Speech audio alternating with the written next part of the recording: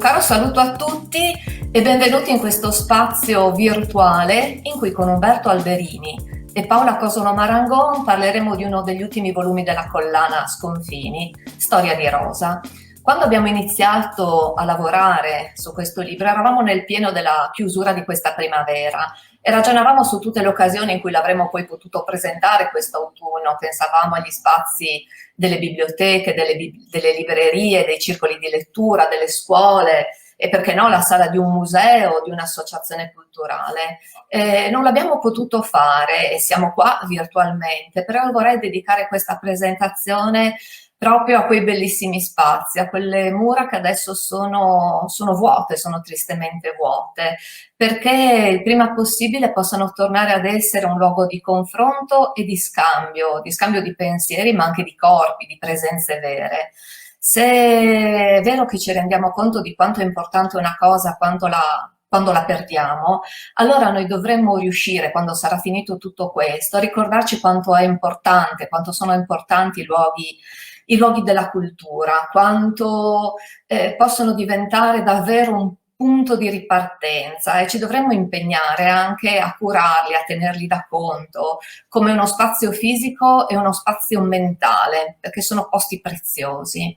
E prezioso è anche questo libro, Storia di Rosa, è abbastanza inusuale nel panorama di una casa editrice universitaria avere una collana di narrativa, ma noi siamo convinti che la letteratura, questo sconfinamento che facciamo, è importante perché la letteratura è un potente strumento per leggere il mondo, per leggere un determinato momento storico, degli aspetti di questo mondo. E il libro di Paola Cosolo Marangon, Delle luci sul mondo leggete, sono delle luci molto potenti. Ci parla sia di un territorio a noi vicino, l'Isontino, di un tempo che va dalla seconda guerra mondiale, affonda proprio poi negli anni 50 e 70 del Novecento. Una luce potente viene gettata sul rapporto fra una figlia e sua madre, ma secondo me una luce ancora più potente e importante viene gettata su una malattia che in quegli anni non si poteva nemmeno nominare, ed è giusto parlarne. E chi ci parlerà di queste luci? Ci parleranno l'autrice Paola Cosolo Marangon, che ringrazio di essere qui con noi. Lei è un'educatrice, è una formatrice, consulente educativa, fa parte del centro psicopedagogico per l'educazione e la gestione dei conflitti di Piacenza, è vice direttrice della rivista Conflitti. Ha scritto altri libri, ricordo solamente La casa lungo la ferrovia, di cui Storia di Rosa è un po' la continuazione, e con lei c'è Umberto Alberini, operatore culturale, grande conoscitore della narrativa nostra friulana, membro del comitato di Sconfini. Lo voglio ringraziare tanto, lui insieme a Mario Turello, Roberta Corbellini e Paolo Medeossi, che ci aiutano a far uscire questi libri con grande generosità. Ora io lascio la parola a loro, mi oscuro, ma vi ricordo che potete anche, se volete, fare delle domande tramite Facebook, dopo ci sarà il tempo di qualche risposta. Per cui a voi la parola e grazie di essere qua, in attesa di essere in altri luoghi insieme. Bene, grazie Norma, io sono Umberto Alberini, vi saluto dal mio salotto di casa. E naturalmente Norma ha già detto delle cose belle e interessanti. Prima di tutto volevo, pensavo di dare un titolo alla chiacchierata di stasera con Paola Cosolo Marangon. Il titolo potrebbe essere Nonostante tutto, puntini puntini. Nonostante tutto, perché siamo qui a parlare di un nuovo libro, siamo qui a parlare di cultura e vorrei così da curatore di questa collana dire un grazie agli autori come Paola, che continuano a proporci ragionamenti, analisi, prove narrative, che continuano a buttarsi, a gettare il cuore al di là dell'ostacolo e continuano a produrre delle belle cose come il romanzo di cui parleremo stasera. Volevo dire grazie anche a Forum, perché nonostante tutto si ostina a fare libri e abbiamo due belle novità appena uscite, e volevo dare anche una bella notizia a Norma Zamparo, che la collana Sconfini, che ho qua vicino a me, eccola qua, è arrivata a 3,5 kg. L'ho messa sulla bilancia oggi per dire abbiamo un bel pargoletto di 3,5 kg che sta crescendo bene. L'ultimo bel titolo di questa collana è questo di cui parleremo adesso. Volevo ringraziare anch'io Roberta, Paolo e Mario che insieme a me condividono questa bella impresa. Ecco, la prima cosa che mi viene in mente di dire di Paola stasera è un sentimento di invidia che ho per lei, perché è una persona che riesce a fare tantissime cose. Alcune cose le ha dette già Norma, il suo impegno nel centro psicopedagogico di Piacenza, ma anche impegni più vicini a noi. Per esempio ho visto che ha diretto la rivista Nuova Iniziativa Isontina, è il presidente del Centro Solidarietà Immigrati di Udine, cioè è una persona che non solo è impegnata nel suo lavoro, so che fa anche molte conferenze in giro. Anche oggi pomeriggio ha avuto una giornata, mi diceva prima, piuttosto impegnativa, con varie consulenze, perché è il suo lavoro, però è impegnata anche nella sua dimensione territoriale, nel territorio che vive. Lei abita a Capriva, se non ricordo male, è anche un amante della montagna, nelle sue note personali dice di essere socia del CAI, esattamente della sezione di Forni di Sopra. E queste cose le cito non per compiacenza naturalmente, ma perché veramente si leggono tra le righe della sua narrativa, no? Cioè viene fuori il suo vissuto, vengono fuori le sue passioni. Ma come diceva anche Norma prima, Paola è non solo autrice di numerosi testi di psicopedagogia, ma è anche autrice di ben 9 testi di narrativa. Facendo un po' di conti, mi pare che più o meno da 20 anni che Paola ha scelto anche questo filone di impegno personale. E so bene quanto impegno richiede il cimentarsi con la narrativa, un impegno del tutto diverso da quello della saggistica, che non scherza già per conto suo.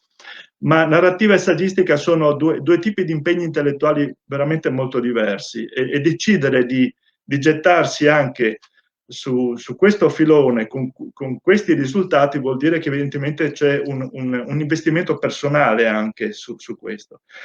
Prima di fare la prima domanda a Paola, io sono un po' un fanatico delle citazioni, no? Quando leggo articoli, libri, eccetera, trovo delle belle frasi, mi piace trascrivere su dei quadernetti, perché essendo figlio dell'altro millennio mi piace ancora la carta, la penna, la matita, e ho trovato 2 frasi che forse possono introdurre il ragionamento di Paola su questo tema. La prima frase è di Marino Niola, un antropologo, che ha scritto che la scrittura è la più grande invenzione del mondo, senza la quale saremo solo voce, sorpresi in continui presente. È la fissazione in segni grafici ad ancorare l'essere al tempo, trasformandolo in memoria, valore, sapere, patrimonio, dialogo con gli altri, ma anche con se stessi. La scrittura dà forma codificata alle emozioni e alle sensazioni, al suono e al senso, alla storia e alle storie, reali e irreali, possibili e impossibili, che gli umani amano da sempre immaginare, raccontare, scambiare, raffigurare. E c'è un'altra breve frase di Orhan Pamuk, che è uno scrittore che amo molto, che insomma in qualche modo tocca anche il tema centrale del romanzo di Paola. Noi tutti abbiamo il desiderio di lasciare una nostra traccia nel mondo. Questa è la letteratura. Ecco Paola, perché hai sentito il bisogno di esprimerti anche in questa dimensione squisitamente letteraria? Beh, intanto buonasera a tutti, grazie Umberto, grazie anch'io, permettete un piccolo ringraziamento a questa casa editrice che ho trovato splendida nella figura delle persone con cui ho lavorato, e quindi un grazie a tutti. Mi permetti Umberto, prima di rispondere alla tua domanda, di fare un piccolo accenno a questo giorno. Oggi è il 20 novembre e è vero che avevamo progettato e programmato di fare delle presentazioni in presenza in giro, appunto in bei luoghi, però mi piace molto che questa prima presentazione arrivi proprio oggi, che è il Giorno Internazionale dei Diritti dell'Infanzia. Io per tutta la vita ho lavorato e sto tuttora lavorando a favore dei bambini, a sostegno dei bambini, e quindi non è un caso. Io credo che anche oggi questo libro, che è la voce di una preadolescente prima di tutto, arrivi in questa giornata, che è appunto una giornata importantissima anche per il mio lavoro, per quello che sono. E permettimi una seconda cosa. Oggi è un compleanno sarebbe il compleanno di un pediatra, neonatologo, una persona eccezionale, che ho avuto modo anche di frequentare, ed è Mirko Spazapan, che ci guarda da lassù.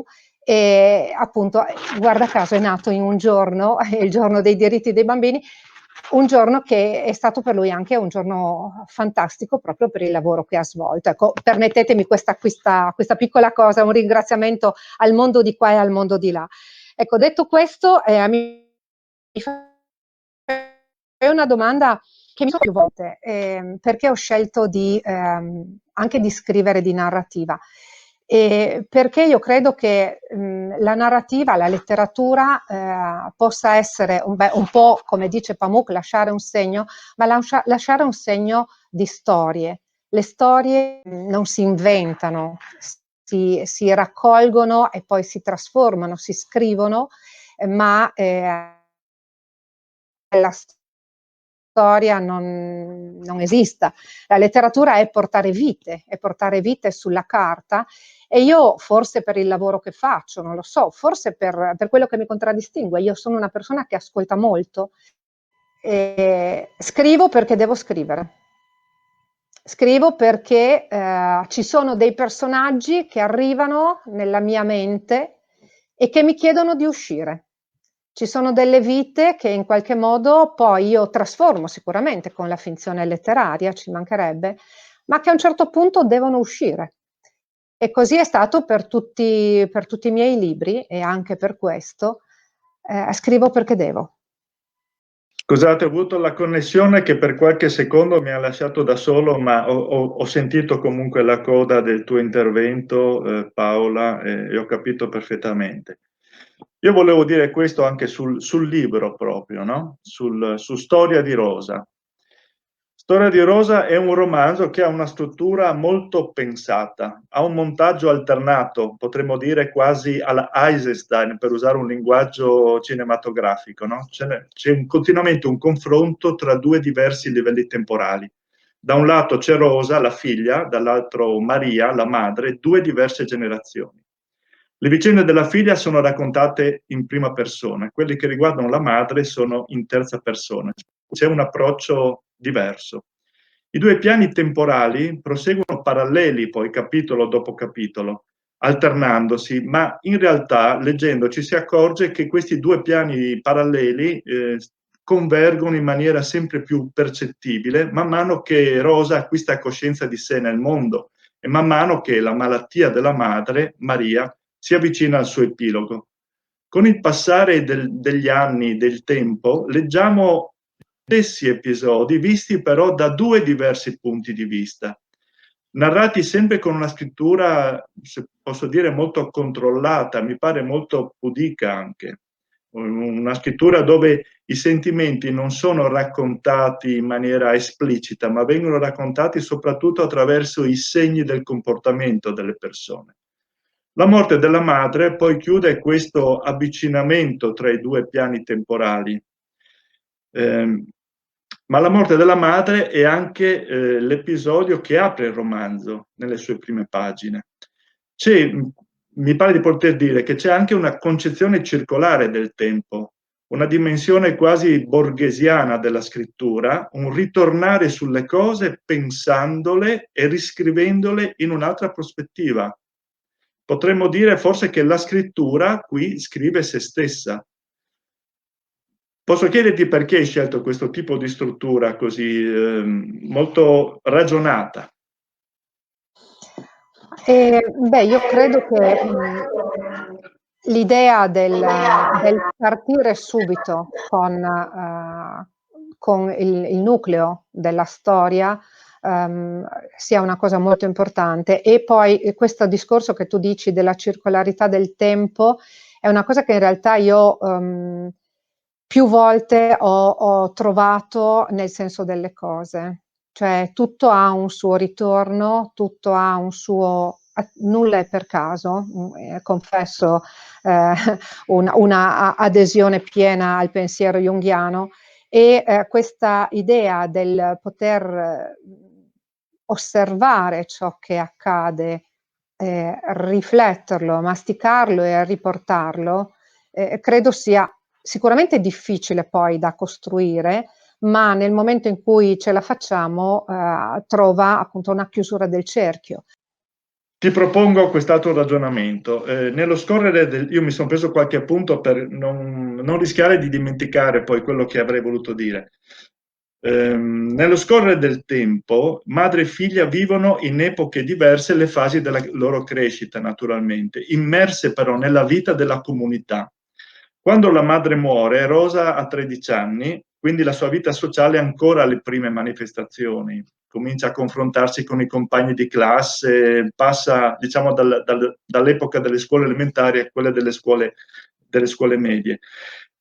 Ma le vicende storiche collettive, le storie dei singoli di questo paese del Basso Isonzo, della Bisiaccaria, si intrecciano continuamente con quelle dei nostri protagonisti. Turiacco, perché mi pare che sia Turiacco poi il fulcro dello spazio di questo romanzo, diventa un cronotopo, cioè per dirla con Giovanotti, l'ombelico del mondo, cioè la sintesi spazio-temporale delle storie dei nostri personaggi, ma anche della storia con la S maiuscola. Cito questa frase del tuo romanzo: Maria si rendeva conto che era molto importante riconoscere il paese, il viale alberato che dalla casa portava alla chiesa, sapere in ogni istante dove ci si trovava, respirare aromi conosciuti. Possiamo dire che questo è un romanzo anche sulle radici, sull'identità?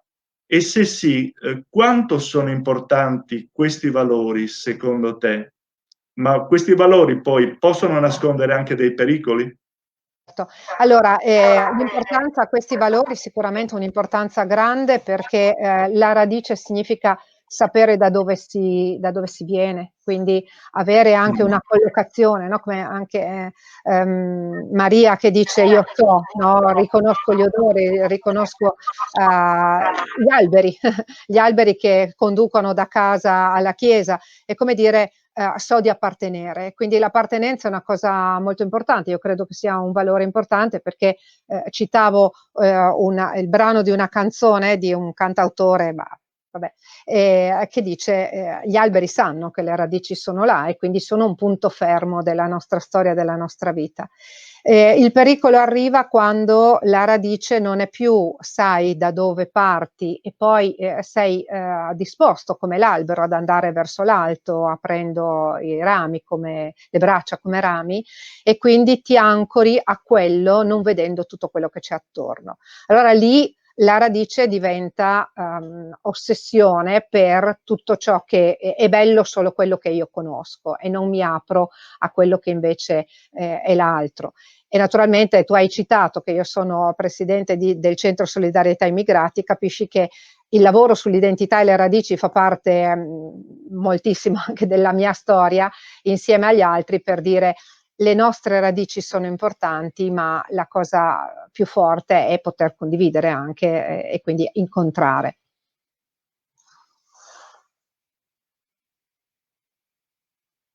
Quando si parla di questi temi mi viene in mente spesso un articolo di Claudio Magris uscito tanti anni fa su quel bel mensile che usciva a Gorizia, che non so se esce ancora, Socia, Isonzo Socia, esce ancora, dove lui metteva insieme sul tema del confine proprio le due diverse concezioni, no? Da un lato il confine come limes, come Finisterre, come ultimo baluardo, dall'altro lato invece il confine come occasione di contaminazione, di confronto. Quindi forse anche il tuo territorio, proprio il Basso Isonzo, sta vivendo questa contrapposizione. Cosa mi dici di questo? Ma io dico che il mio territorio l'ha sempre vissuta, ora in maniera più importante, più prepotente, con i grandi numeri, però in realtà se tu pensi la Bisiacaria tra le due acque è stata sempre una terra di grande passaggio, ma di grandi incontri e di grandi mescolanze. Basta pensare alla nostra parlata. La nostra parlata non è veneto, non è triestino, non è friulano, è una mescolanza di tutto questo. E quindi in qualche modo c'è questa miscela che io dico è assoluta ricchezza, che poi viene anche strumentalizzata e utilizzata come perdita. Io ho sempre visto anche il mio territorio come una grande opportunità e quindi una grande ricchezza e una grande crescita.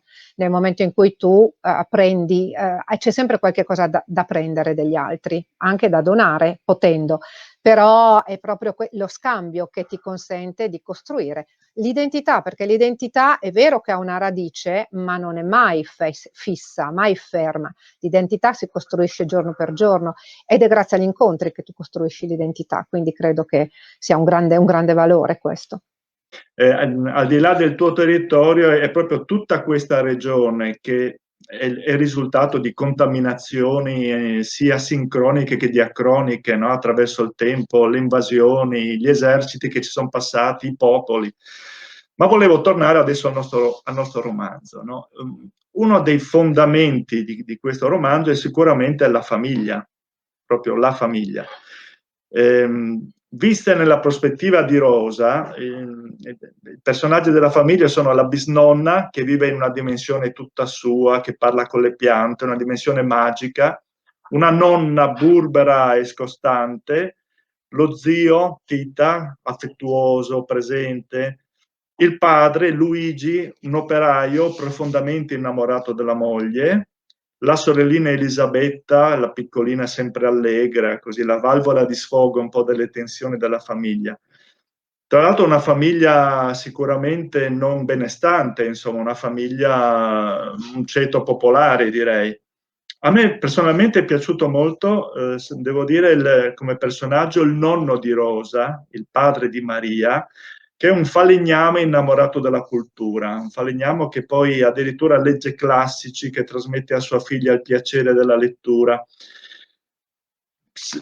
Mi farebbe piacere leggere questo passaggio perché il personaggio del nonno è veramente, secondo me, un gigante, cioè una persona che lascia che fa trasparire i valori, diciamo, sui quali fonda la famiglia. Dunque sto parlando del nonno che è il papà di Maria, che è un reduce della Grande Guerra, e siamo nel momento in cui sta scoppiando la Seconda Guerra Mondiale. Il papà di Maria, dallo scoppio della guerra, non era più lo stesso. Aveva una strana piega sulle labbra, una piega amara, come di chi ha assaggiato il calice di fiele e non ne ha dimenticato il gusto. Era stato combattente durante la Grande Guerra e quel ricordo lo tormentava. Non capiva perché l'uomo fosse tanto cocciuto, tanto stupido, tanto egoista. Aveva sperimentato la prigionia in Russia, il viaggio massacrante a piedi per rientrare in patria. Era arrivato con un arto in cancrena, l'animo a pezzi e la certezza che ogni uomo è simile a un altro. Il nemico non esisteva se non nelle menti di chi comandava e non andava di persona a uccidere. Ogni uomo è uomo, ogni terra è patria. Non vi erano valori più grandi di questi. La vita dell'uomo soprattutto, il resto non contava. Per questo, allo scoppio dell'ennesima guerra, il papà di Maria era sprofondato nello sconforto. Guardava i volti delle giovani spose che attendevano notizie dal fronte, vedeva i grandi occhi dei bambini che giocavano con un fucilino di legno e ammazzavano il nemico, e sperava tanto che i suoi figli crescessero senza rancori nei confronti di nessuno. Li avrebbe voluti pacifici, amici di tutti, sereni, ma non era facile nel clima che regnava e con gli insegnamenti scolastici del tempo. Al rientro a casa recuperava tutte le energie necessarie per avere una buona parola con la moglie, un bacio ai piccoli, un momento per giocare con loro. Vi si dedicava totalmente e trascorreva ore a raccontare favole buone come quelle che amava leggere lui da piccolo, Fedro, Esopo. e ne ricavava racconti stupendi che infiammavano la fantasia, ma soprattutto tranquillizzavano i bimbi, impauriti dalle continue fughe ai rifugi. Ecco, quanto è importante la famiglia in questo libro? Ma come tu dici, è un libro che racconta un po' un'epoca e ho scelto una famiglia media come ce n'erano tante credo in Italia o ovunque nel nostro contesto. La famiglia in questo libro è molto importante come struttura, come istituzione, come educazione, come valori fondanti di una storia che poi diventa la storia di cittadini in gamba, di cittadini che fanno il loro dovere. E quindi io credo che allora, in questo testo sicuramente la famiglia è centrale ed è fondamentale. Questa figura che sembra quasi fantastica di questo uomo tutto d'un pezzo raccoglie varie persone che io ho incontrato o ne ho sentito parlare e le ho forse concentrate tutte in uno, dove ci sono appunto esperienze di uno o dell'altro, ma non era raro trovare questi nonni anche appassionati di cose molto diverse da quelle che potevano essere il loro mestiere e non facevano scalpore, non erano, no, non arrivavano alla gloria della stampa o di quant'altro, erano silenziosi, ma silenziosamente davano un apporto fondamentale. Io ho avuto un nonno molto simile a questo, che purtroppo ha vissuto, non ho potuto vivere per molto tempo, no? Nel senso che non ero molto grande quando lui è morto, però alcuni tratti di questo nonno li ho riportati anche nel mio romanzo, che ovviamente è una finzione, non sono io, Rosa, sia chiaro, ma alcuni tratti li ho messi dentro perché ci sono stati anche nonni delle mie amiche che avevano delle caratteristiche molto simili a questo nonno di Rosa. La famiglia è centrale in questa storia, ovviamente. Come centrale la dimensione della malattia e della morte, di cui parleremo tra poco. Però la famiglia è sempre vista molto calata negli avvenimenti della comunità. Io ho trovato affascinante anche questa lunga cavalcata attraverso il Novecento, no? Perché partiamo dai ricordi della Grande Guerra, arriviamo poi alla Seconda Guerra Mondiale, arriviamo poi agli anni 50, poi agli anni 60-70, le prime minigonne, non so, le prime festicciole tra amici. Ecco, potresti darci così qualche riferimento in più sulle coordinate temporali proprio, nelle quali si muovono i personaggi, no? Perché Rosa e Maria sono madre, cioè Maria e Rosa sono madre e figlia, quindi appartengono a due generazioni diverse, dove anche gli insegnamenti dei genitori sono diversi, dove il comportamento della comunità che li circonda è diverso. E poi volevo chiederti, questo è un romanzo del Novecento, sicuramente. Tu personalmente come vivi il Novecento e come vivi questo terzo millennio? Cioè ti senti figlia del Novecento o ti senti a tuo agio anche nel terzo millennio? Non c'è un po' di nostalgia nel raccontare questo Novecento? No. No, non c'è nostalgia. Allora, devo dire che non è stato facile scrivere di epoche in cui di cui non posso avere memoria perché sono figlia più in qua. E quindi anche tutta la ricerca che già appunto avevo fatto per il libro precedente a questo, che appunto che è la storia di questi due protagonisti un po' prima, mi ha richiesto appunto anche una grande documentazione, tanti incontri, tante persone che mi hanno raccontato le storie, poi vabbè la documentazione che facciamo sempre quando andiamo a collocare i nostri personaggi in epoche ben precise. No, direi che non c'è nostalgia nel Novecento, ma del Novecento, forse perché lavorando in educazione riesco anche a filtrare tutto quello che ha significato la storia dell'educazione del Novecento e del 2000, e quindi tutte le complessità che ovviamente nel romanzo non vengono evidenziate per forza, perché si sta facendo quasi un quadretto quasi ideale, no? Si potrebbe anche immaginare a un quadretto quasi ideale di una famiglia del Novecento. Mi sono concentrata più sul dramma di una preadolescente che vive la malattia, perché mi interessava anche andare a evidenziare quel punto lì, perché se ne parla molto poco, perché è un tabù, ma dopo mi hai detto che ne parliamo dopo, quindi non anticipo nulla, e quindi non ho affondato più che altro l'aspetto educativo o appunto problematico, tra virgolette, di quello che accadeva nel Novecento, anche se parlando di scuola, quando io racconto, no, faccio raccontare, cioè o faccio vivere a questi bambini le esperienze scolastiche, metto in evidenza la pedagogia nera, che in quell'epoca fungeva da come dire, caposaldo della modalità educativa del tempo. E io mi trovo bene in questo secolo, devo dire la verità, con delle complessità che sono diverse rispetto a quelle precedenti, certamente, però non posso dire di non trovarmi a mio agio. Non ho nostalgia di un passato che, vabbè, forse perché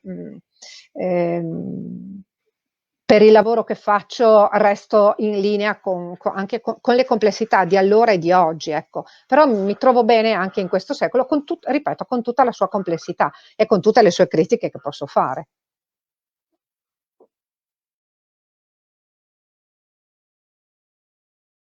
Piano con i... No, ma adesso si sente? Ci sono? Ok. Perché dicevo, il tuo lavoro ti porta, penso, a un contatto quotidiano con i più giovani, con i ragazzi, e quindi sei addirittura costretta a confrontarti con la loro dimensione intellettuale, con un'antropologia diversa, cioè l'uomo che è nato dopo il 2000 è sicuramente antropologicamente diverso da chi viene da esperienze più lontane, no? Ti Sì, trovi comunque a tuo assolutamente. agio. Mi trovo a mio agio, ma forse perché ho anche la possibilità di fare un confronto, cosa che magari non a tutti è dato, ecco. E quindi mi trovo a mio agio nella misura in cui riesco ad avere anche un assetto critico di quello che c'era e che c'è. Perché è chiaro che oggi con le nuove tecnologie e quant'altro, come dici tu, c'è un'antropologia completamente diversa, ma non per questo da sminuire o da svalutare. Si sta involvendo, non lo so, qualcuno dice che stiamo involvendo, stiamo perdendo di vista certe cose, ma io lavorando proprio anche con fasce più giovani vedo che se c'è una cosa che possiamo dire è di aver non considerato a sufficienza le nuove generazioni per quello che sono e per quello che possono dare, dando piuttosto una responsabilità a loro stessi invece che fare un mea culpa e una responsabilità data al mondo adulto. Se sono quello che sono è perché noi abbiamo consentito che loro siano così. Giusto. Senti, allora, per introdurre un altro tema, leggo un altro bel passaggio del tuo libro. Mia madre era rientrata dall'ospedale alla fine di giugno. Appena giunta a casa, mentre io le accarezzavo le mani, felice di averla ritrovata, lei mi disse: «È stata l'ultima, non ritornerò più là dentro. A che fare? Stanno solo prolungando quello che non è bene prolungare». Poi si tolse una fedina che portava sempre con me, sempre con sé, e me la diede. Io ne fui felice e orgogliosa. La infilai al dito e per la prima volta mi resi conto di essere cresciuta. La fedina mi stava giusta, avevo le dita di mia madre. Era da tanto che non mangiava più, si alimentava solo attraverso quel tubicino trasparente legato alla boccia di vetro. Aveva le braccia e le mani viola per gli ematomi, il volto sfigurato. Aveva perso i capelli e parecchi denti, eppure a me sembrava così bella. Temevo di entrare in camera perché non sapevo mai se l'avessi trovata viva. Mi accostavo in punta di piedi e tentavo di perforare il buio per focalizzare il petto e vedere se si alzava e abbassava. Di giorno c'era mio zio sempre presente. Poi rientrava dal lavoro mio padre e stava con lei fino alla mattina seguente. Sembravano tutti talpe, abituati com'erano a stare nel buio per ore. Guardavo mia sorella che giocava tranquilla in giardino. Tempo addietro l'avevo invidiata perché non capiva ciò che stava accadendo, ma ora provavo un po' di pena. In futuro, a chi le avesse chiesto che cos'è una madre, che cosa avrebbe potuto rispondere? Almeno io l'avevo conosciuta, avevo vissuto per alcuni anni con lei, ma mia sorella proprio no. Per il momento, comunque, era molto meglio così. Per le vacanze estive, l'insegnante di lettere ci aveva consigliato la lettura di Pavese, La bella estate. In biblioteca avevo trovato anche le poesie dello scrittore e avevo iniziato a leggerle. Verrà la morte e avrai i tuoi occhi. Questa morte che ci accompagna dal mattino alla sera, insonne, sorda come un vecchio rimorso o un vizio assurdo. I tuoi occhi saranno una vana parola, un grido taciuto, un silenzio. A questo punto mi ero fermata, perché mi sembrava che Pavese l'avesse scritta per lei, per mia madre che attendeva la morte, la chiamava, l'adorava. Sentivo tanto vicino a quella signora vestita di nero, la percepivo dal mattino alla sera e la scongiuravo di andarsene lontano, almeno ancora un po'. Ecco, qui entriamo nella dimensione proprio della morte, della malattia che porta alla morte. Io ricordo di aver letto questo romanzo in dattiloscritto nell'ottobre del 2019, quando il mondo era un'altra cosa. L'ho riletto ora e il pensiero non può non andare alla situazione che stiamo vivendo, no? Infatti poi nella postfazione Anna Oliverio Ferraris, che è una vera luminaria della psicologia, ha scritto, leggo un brevissimo passaggio: la morte è una costante nella vita di tutti noi. Ne abbiamo avuto una riprova in questa pandemia, durante la quale un numero elevato di genitori e di nonni se ne sono andati l'uno dopo l'altro, senza preavviso e senza il conforto dei parenti più stretti, coniuge, fratelli, figli, nipoti. Questo è un aspetto su cui bisogna riflettere. Non tutte le morti sono uguali. Ecco, proprio questo passaggio mi fa, anzi poi sempre Anna Oliverio Ferraris più avanti dice: è così che succede, per le tante esperienze vissute insieme, i nostri morti sono parti integranti di noi, se siamo quello che siamo è anche grazie a loro. E queste parole mi fanno venire in mente un brano di uno scrittore americano che amo molto, che è Paul Auster, che qualche tempo fa in un'intervista al Sole 24 Ore ha dichiarato: diventando vecchi perdiamo sempre più persone cui vogliamo bene, scompaiono dalle nostre vite, ma la verità è che uomini e donne morti restano dentro di noi, le portiamo in giro con noi, non le vedremo mai più. Sono la quintessenza dell'assenza, eppure restano presenti. Io spendo una buona parte del mio tempo a riflettere su individui che non sono più vivi. Mi sento circondato dall'assenza. Ecco, la pandemia ci costringe a riflettere sulla malattia e sulla morte in una società planetaria che sembrava fondata sul motto Forever Young, dove il giovanilismo era diventato la bandiera di tutte le generazioni. E il tuo romanzo intorno a questo tema costruisce un confronto tra diverse generazioni, un confronto sorretto dalla cultura, direi intesa come ricerca del senso della vita. E parlando di cultura, mi viene in mente anche qui una definizione che in qualche modo ci porta nella dimensione del tuo romanzo, una definizione coniata dall'antropologo Ernesto De Martino, che ha definito la cultura come la capacità di far passare nel valore ciò che in natura corre verso la morte. Quindi ti volevo chiedere, sì, perché hai scelto proprio il tema della morte come il tema attraverso il quale si svolge il confronto tra due generazioni diverse? Allora, ho scelto il tema della morte perché la morte è diventata un tabù la malattia e la morte non fanno più parte della vita. Secondo me questa è una cosa aberrante, perché nel momento in cui la malattia e la morte vengono confinati in luoghi che sono non luoghi, ospedali, lontani, lontani dalla vista, lontani dalla possibilità di incontrarli e quindi di capire che la morte fa parte della vita, che la malattia fa parte della vita, andiamo a perdere una parte importante nel trovare il senso anche della vita.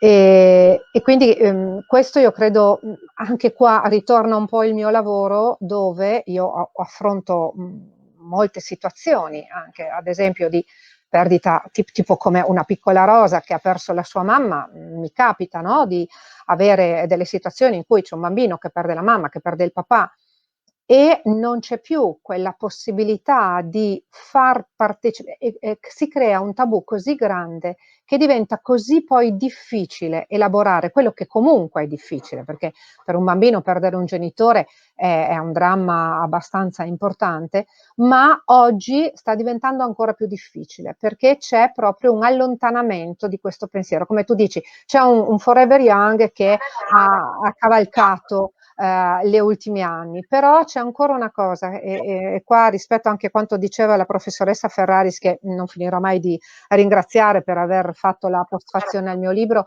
dove si fa un parallelismo rispetto al tempo corrente, no? alla pandemia. Io non so quanto ci sia un riportare il senso, queste morti dentro una percezione di appartenenza alla vita, perché tutti quanti siamo stati molto sconvolti da quelle file di bare, ma abbiamo anche chi ha detto era tutta una finzione. C'è stato anche chi ha detto vabbè, insomma, di qualcosa si deve pur morire. Allora questo mi fa dire che forse c'è un'accelerazione su un cinismo che vuole riportare ancora tutti alla sfera Forever Young, per allontanare ancora e sempre questo tema, che è il tema dei temi, che oggi fa paura. Ha sempre fatto paura la morte, ha sempre fatto paura, però oggi fa più paura perché non la vogliamo riconoscere, non la vogliamo considerare. Quindi ho ritenuto che questo fosse un tema molto importante da portare. È chiaro che prima, cioè, moltissimi si sono confrontati con questo tema.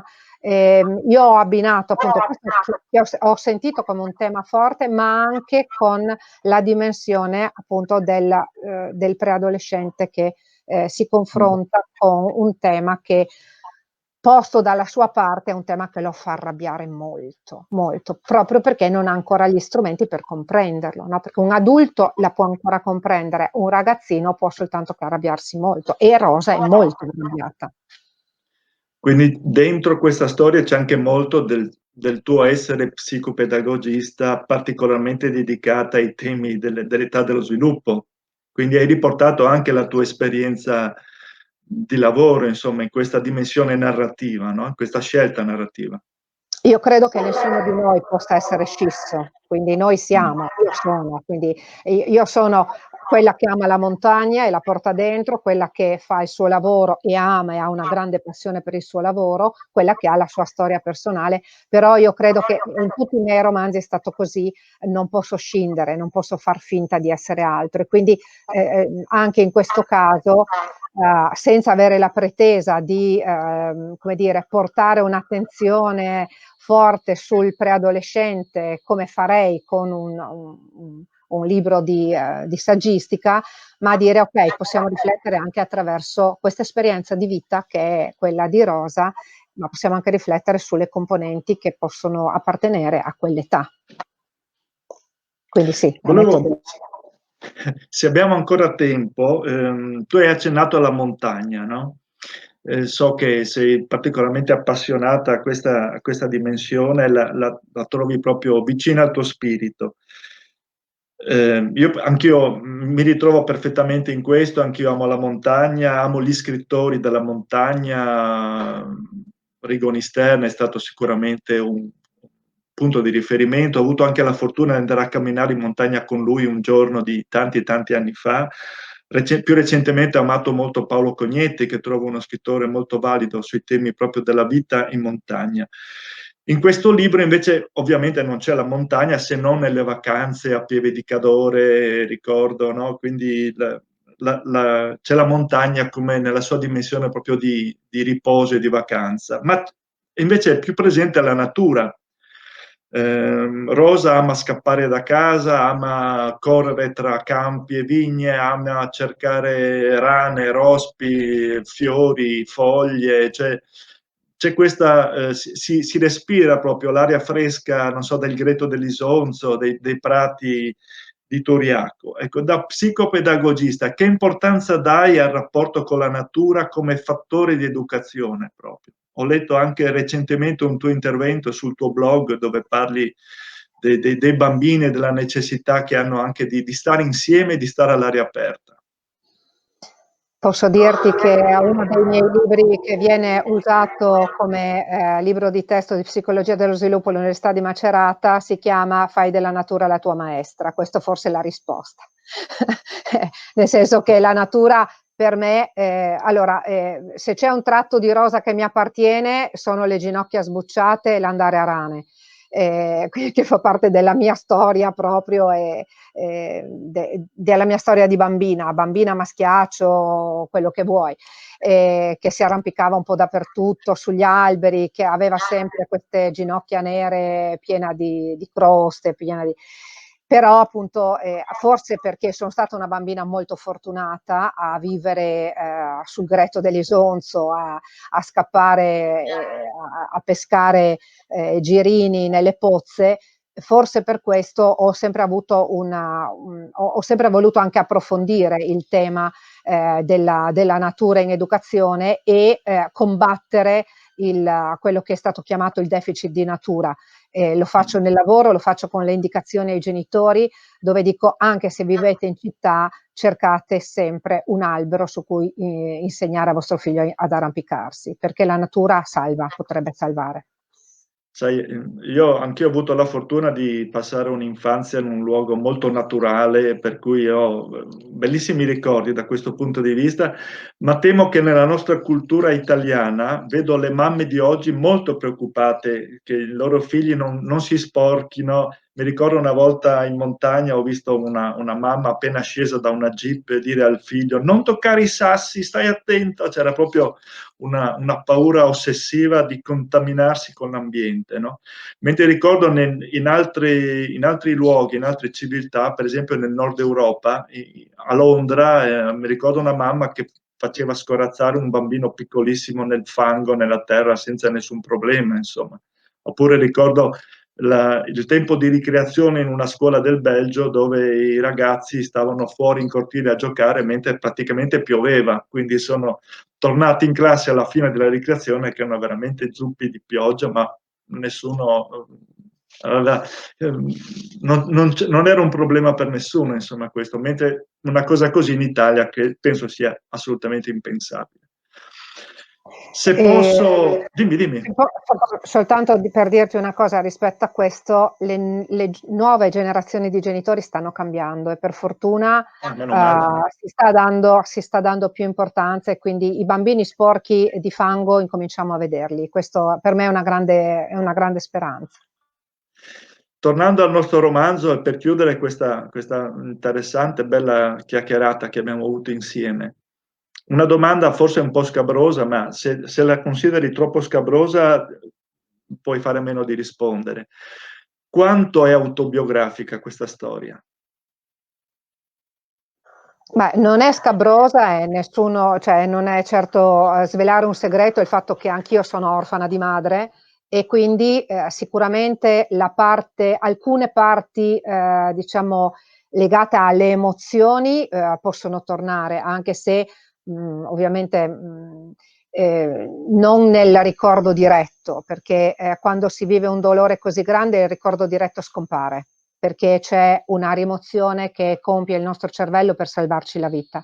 E quindi c'è una ricostruzione rispetto alla parte cognitiva che è, ho studiato la psicologia dell'adolescente, ok? Però sicuramente la parte autobiografica ci sta, uno, nella personalità selvaggia di Rosa, e sicuramente in questo c'è un ritrovarmi, e due, nella situazione di orfana, che lì viene accennata in qualche modo, e quindi ecco una storia che mi vede compartecipe di Rosa. Poi tutto il resto ovviamente è costruzione spero abbastanza equilibrata di quello che può accadere a una bambina che si trova con quella storia.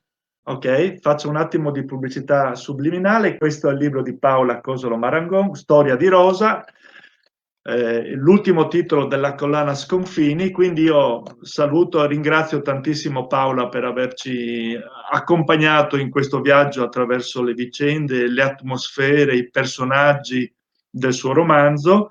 Ringrazio ancora gli amici di Forum, se sono collegati, se vogliono dare un saluto anche loro. Volevo ringraziarti tanto per aver saputo far emergere tutti questi livelli su cui si snoda il romanzo Storia di Rosa, il rapporto, le relazioni di una famiglia con la comunità, l'importanza della natura, l'aspetto educativo, questa cosa che abbiamo, come dicevi tu, abbiamo letto il libro nel periodo del Covid, e affrontare il tabù della morte e della malattia. A me piacerebbe tanto in un'altra puntata sentire da Paola se è cambiato qualche cosa in questo, diciamo, nell'affrontare questo tema, se dalla malattia tabù, che secondo me nasce proprio in quegli anni, negli anni 70, dove i bambini hanno iniziato ad essere protetti, e proprio con il cancro, col tumore, questa cosa innominabile, sono stati messi da parte e isolati da un aspetto della vita.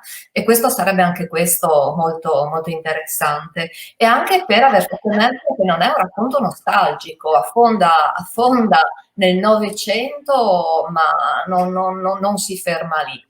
Per cui io ringrazio tantissimo te, Umberto. Ci sono delle persone che vi ringraziano, li vedo qua in diretta per la presentazione, e alle prossime occasioni di incontro. Grazie ancora per questo. Grazie a tutti. Allora, grazie anch'io, ringrazio tutti, e un grazie particolare a Ulderica da Pozzo, la fotografa, che ha concesso la sua meravigliosa immagine che io ho amato molto quando l'ho vista per la prima volta, e quindi un ringraziamento veramente da donna a donna per questa sua grande concessione. Arrivederci a tutti e grazie. È vero, grazie. Arrivederci. Arrivederci. Ciao. Ciao.